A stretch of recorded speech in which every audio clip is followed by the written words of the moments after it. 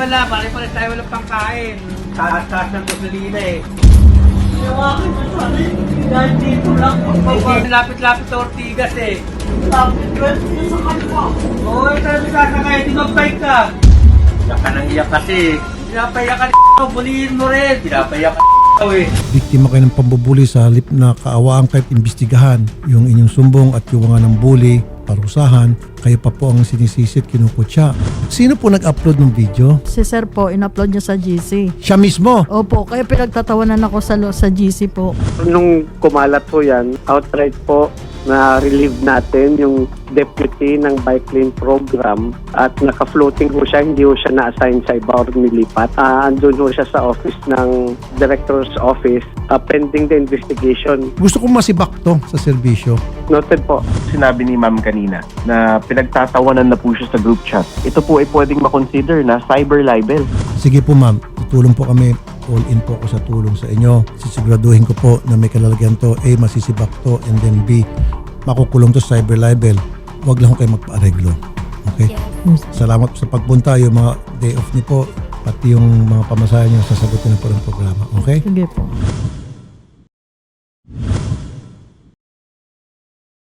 Okay, so ngayon kasama natin again si Ma'am Milka at nung nakaraan lamang ma'am, lumapit kayo kay Senator Raffy patungkol nga dito sa inyong deputy chief na binubuli po kayo or binuli po kayo sa social media at pinasa pa sa group ninyo at kung ano-anong mga pinagsasabi. So, kumusta na kayo ma'am so far? Okay naman na sa ngayon. Wala naman na problema. Yun lang. Nagkausap pa kayo ulit ma'am nito ni Sir Deputy after mangyari yun kasi nabanggit ninyo na kung babalikan natin yung video parang tumatawa-tawa pa siya tapos siya ay nagre-request kang magpalipat pero parang wala siyang kaamor-amor sa inyo ma'am makipag-usap. Ano ba ang nangyari ma'am talaga doon during that time? Hindi niya ako pinayagan sa sinasabi niya. Tapos imbis na magbigay siya sa akin ng salita na dapat na kung anong gagawin, ang ginawa niya yun ang mga sinagot niya na parang pabalagbag na mga sagot na wala doon sa hinihiling ko sa kanya. Iba yung mga sinasagot niya. Ano yung talagang nagpasama ng loob mo ma'am sa sinabi niya? Yung unang sabi niya, problema mo. Sabi ko, sir, palipat ako. Ang sabi niya sa akin, yung hepe mo, tsaka yung supervisor may complaint sa'yo. Sabi ko, ano naman daw po, sir, ang complaint? Bahala ka, tanungin mo. Sabi niya ng ganyan sa akin. Sabi ko, bakit? Bakit din nila ako kinakausap kung may complaint sila sa akin? Sabi, ewan ko. Kaya sabi ko, sir, ilipat mo ako sa may monumento. Sabi niya, hindi nga daw pwede. Kung gusto ko rin magpalipat, gawa daw ako later. Doon niya ako palipat sa Southern. So, hindi siya dun sa gusto mo, ma'am. Hindi. Kasi dito nga sa monumento, mas malapit po. Sana sa inyo. Bike lane pa rin yun. Kaso parang ibang lang, nasa monumento lang yung ng bike lane. Okay. Hindi siya pumayag. Ayan. Pero dati pa ba, ma'am, way back, bago mangyari ito, kumusta ba siya bilang deputy niyo? Parang siya ang head ninyo eh. Kumusta ba siya? Ganito na ba talaga siya? Marami na ba talaga siyang inaangasan? Maangas talaga siya, lalo na pag kinakausap mo, sir, gusto ko may ganito. Hindi mo siya makakausap, kundi magmumura lang at tatalikod siya. Mo, tumigil ka.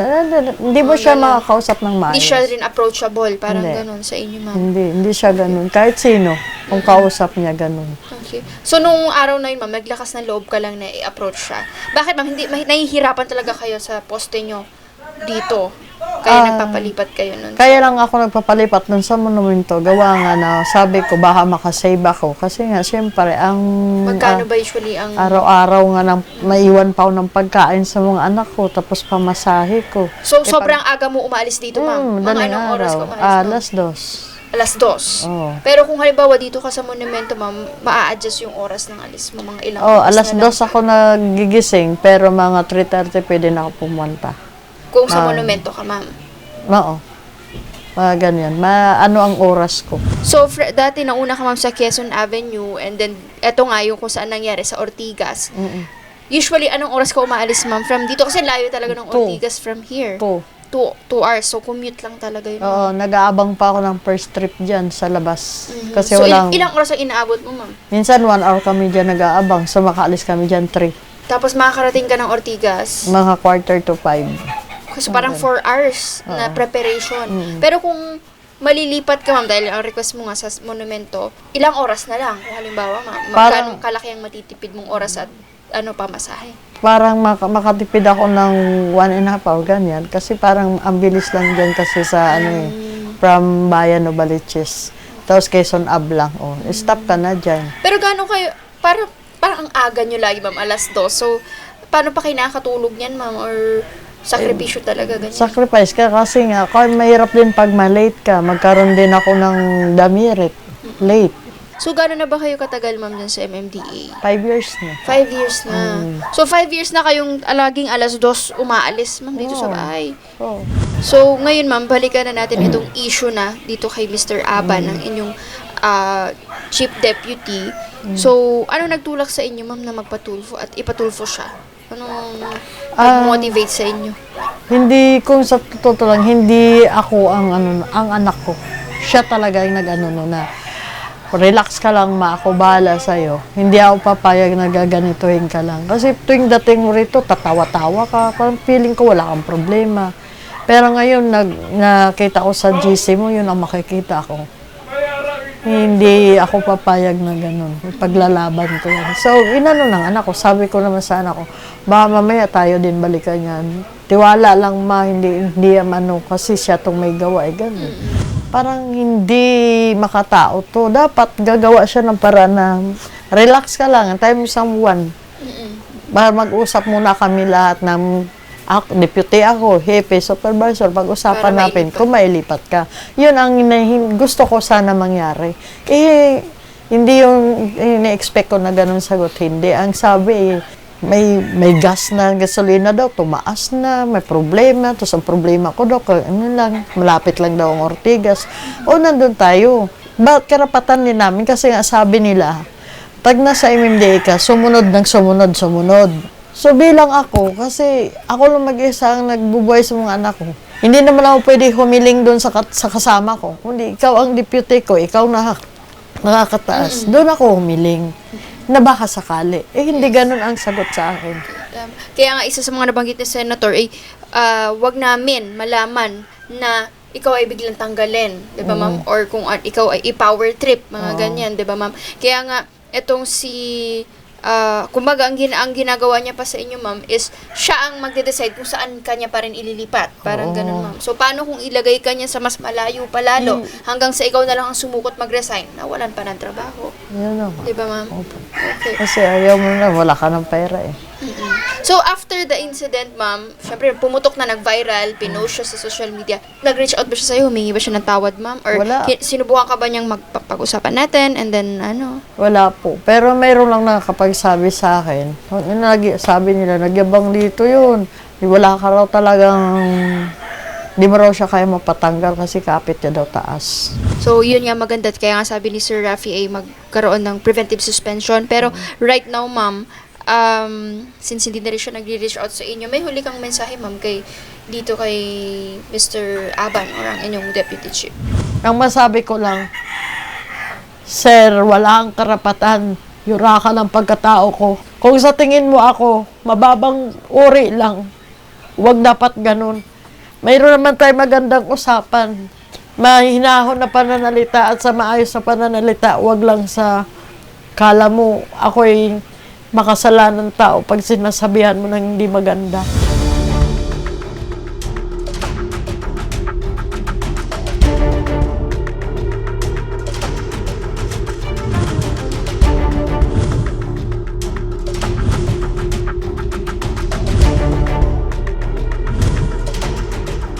Sir, unahin natin, last time nung nagkausap-usap tayo nila Senator, ayun nga, isa sa mga naisa ng mangyari ni Senator po na tulong natin kay Ma'am Milky ay mabigyan ng kumbaga sanction or kung anong pwedeng gawin natin na tulong kay Ma'am Milky dito sa ginawa po ni Mr. Aban na Deputy Chief di umano ni Ma'am. So, for right now po, attorney, ano po ba ang status ni Sir Aban and kumusta po ang kanyang status, of course, dito po sa inyo pong tanggapan, sir? Yes, actually last week nagkaroon sila ng hearing sa ating grievance committee since hindi po sila nagkaayos doon. So it was elevated to our legal department. Well, in fact, yung ating legal department ay mabilis namang umaksyon at naihain na po yung formal charge kay Mr. Aban at nabigyan din ho siya ng 30 days preventive suspension. At hopefully, yung hearing at yung investigasyon sa legal, which he will also be accorded with due process at panahon para ma-explain niya yung sarili niya, matapos ng mabilis.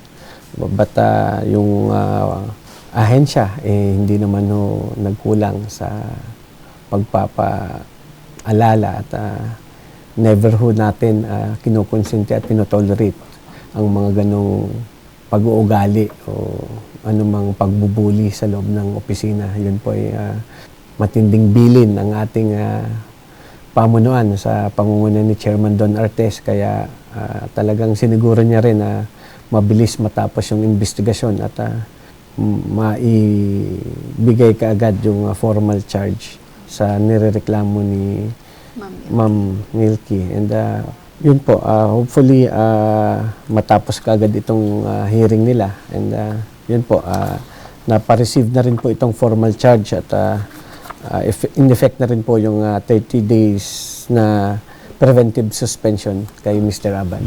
Last time, no, sir, ito nga yung hinahanap natin, yung preventive suspension. So, dito sa 30 days na ito, sir, ano ang pinakang, ano ba to, hindi pwedeng mag-duty muna si may sahod po ba siya? Ano po ang cover nitong preventive suspension na ito? Ang preventive suspension, ang pinaka, talaga niyan, prime na kung bakit siniserve yung preventive suspension is para ho during the hearing or the investigation, yung tao, yung deputy head ng BLPO ay hindi magkaroon ng impluwensya during the investigation. So kailangan hindi talaga siya pwedeng pumasok kasi yun nga po ang pinaka purpose kung bakit tayo nagsiserve ng preventive suspension, para mailayo yung tao na maimpluwensyahan yung mga magte-testify, yung mga witness at talagang makita natin na magiging independent yung investigation ng legal department namin sa kaso na ito. Okay. So, during the 30 days period na yan, kung saan siya ay preventively suspended, ay hindi ho siya pwedeng pumasok. At the same time, na rin ho siya, wala ho siya sa BLPO ngayon, naka-floating ho siya sa Office of the Director. So, hopefully, matapos kaagad yung yung ating investigasyon ng legal department namin. And of course, yung hiniling po ni Miss Milka kay Sen. Rafi na mailipat siya, effective po ito, April 26 na pagbigyan naman ho siya. So, yun nga po, sumulat naman siya noong April 23. Yun naman ho talaga yung proseso natin. Hindi lang siguro na ipaliwanag sa kanya na kailangan niyang sumulat at with justifiable reasons, nabibigyan naman natin ng konsiderasyon yung ibang humihiling. Kailangan lang talagang sumulat at ibigay yung justification for your transfer. So, Yes, okay. ito po, So, na-aproban granted na po naman ni Chairman Artes yung kahilingan niya at simula po kahapon ay nag-start na po siyang magtrabaho doon sa kanyang bagong ni-request na poste sa Northern po. Kumusta po ang first day niyo dun, ma'am? Okay naman po yung mga kasamahan? Okay naman po yung pagtanggap ni Ma'am Bron doon sa akin. Tsaka okay naman din po yung trabaho namin kahapon. Yun nga, no, maganda, ma'am. Hopefully, ito hindi ka na masyadong mahihirapan sa pagbiyahe.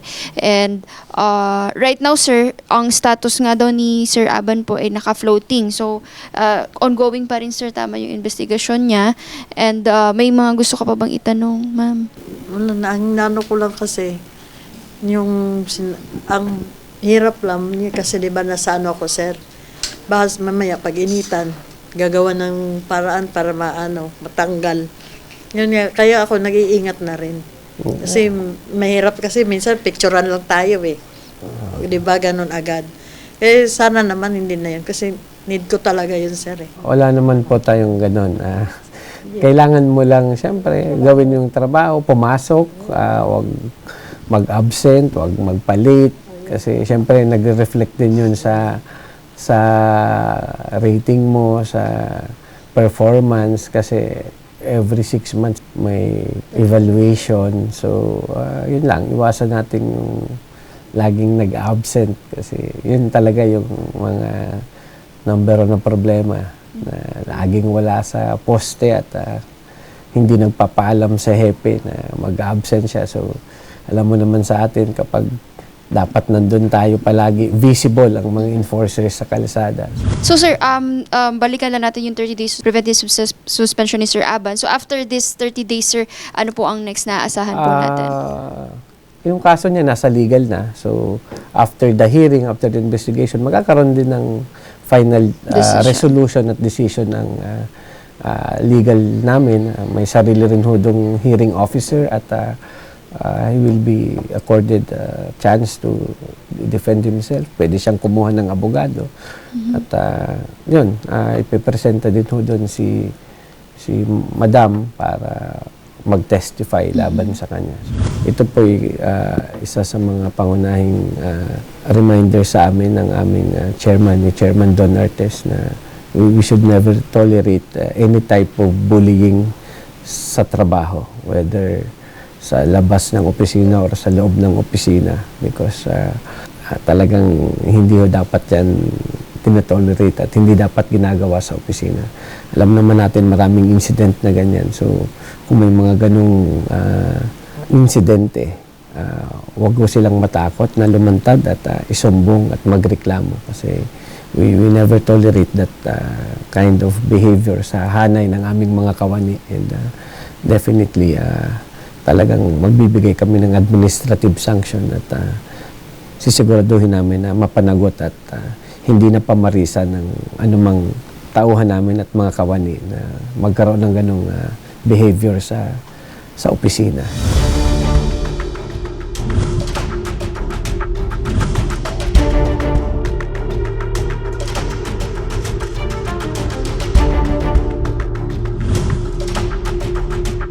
Ngayong araw na to ay dinig namin yung reklamo ni Ma'am Milka, and nagkanda kami ng hearing dito sa grievance kasama nung komite.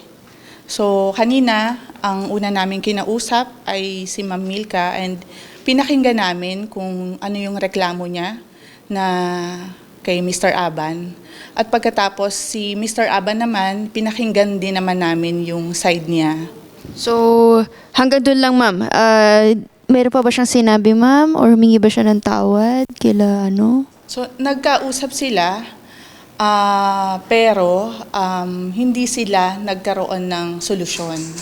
So, base dun sa aming naging hearing, ay decided si Ma'am Milka na i-pursue ang kanyang reklamo kay Mr. Aban.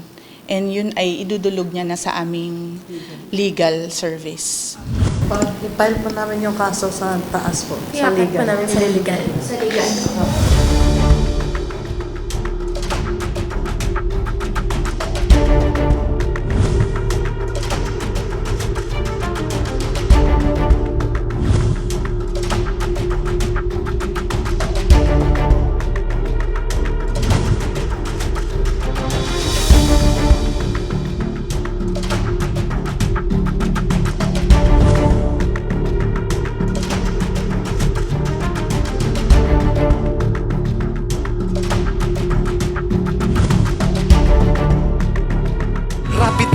Isang taong hindi ka iiwanan, basta nasa tama ka, ilalabang ka ng patayon kahit na sariling reputasyon niya ang itaya. Ipagtatanggol ka niya kahit siya ang mapahiya.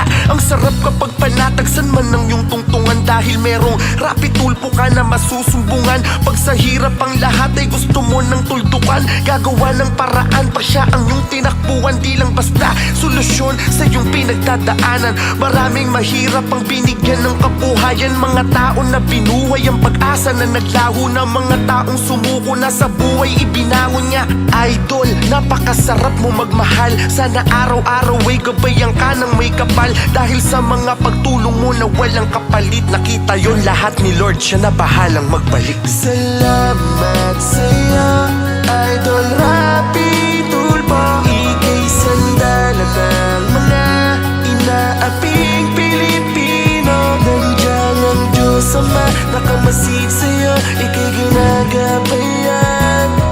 Kailangan ka ng sambayanan, Idol Rapitul. Nang dahil sa'yo maraming mga taong bumait, marami ang So ito na, Ma'am Milka, ang munting regalo from Senator. Groceries po from Idol Rafi. Meron po tayong bigas, mga dilata, and of course, mga biscuits. Kinumpleto na po yan. Maraming salamat po, Sir Rafi, sa binigay mo sa amin. Sakto po, wala na po ako bigas at meron na rin po pambaon yung aking elementary na anak. And of course, Ma'am Milka, maliban po dito sa groceries, isa sa mga nabanggit ni Senator, i-reimburse din po niya, Ma'am, yung mga hindi ninyo pagpasok dahil sa abala po. Gaano po ba kayo katagal, Ma'am, na hindi nakapasok dahil dito sa insidente? 5 days po hindi ako nakapasok. Yun lang po. 5 days, okay. So pumapatak na sa 3,000 mahigit din, Ma'am, ang hindi ninyo nasahod or kumbaga hindi ninyo naabala sa inyo. Parang ganun, okay. Pero ayan, Ma'am, maliban po dyan, of course, bilang pa ako na Senator, dadagdagan na rin po niya, Ma'am, eto 5,000, Ma'am, pesos mula kay Senator para po mabawi niyo, Ma'am, yung mga hindi nyo naipasok kahit paano at sinobrahan na rin po niya yan. Maraming salamat po, Sir Rafi, sa bigay niyo po sa akin. Malaking tulong po to sa amin mag-iina. Maraming salamat po.